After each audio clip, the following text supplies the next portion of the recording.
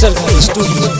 की बताई औरे भैया काल्हे रात के समाचार एगो गाँव ही के लाइका से कारा हालाई बात की बताई औरे भैया काल्हे रात के समाचार एगो गाँव ही के लाइका से कारा हालाई बात धाके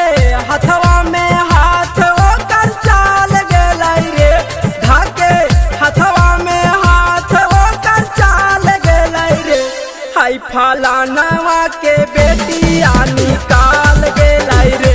हाय फलानवा के बेटिया निकाल गेलै रे निकाल गेलै रे निकाल गेलै रे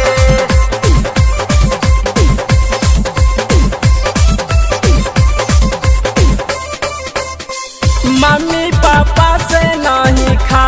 है पटारी कोचिंग में जाके छौरी बाना है छिहत्तरी बाना है छिहत्तरी बाना है मम्मी पापा से नहीं खा है पटारी कोचिंग में जाके छौरी बाना है छिहत्तरी बाना है छिहत्तरी हई छौरन के प्यार में पिघल गेलै रे आय हाय छौरन के प्यार में पिघल गेलै रे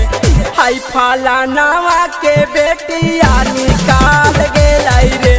हाय फलानवा के बेटिया निकाल गेलै रे निकाल गेलै रे निकाल गेलै रे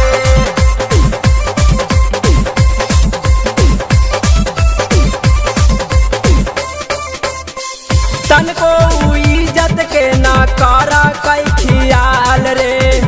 अब कैसे रहते सिद्धू निसंत दीपक भाई रे निसंत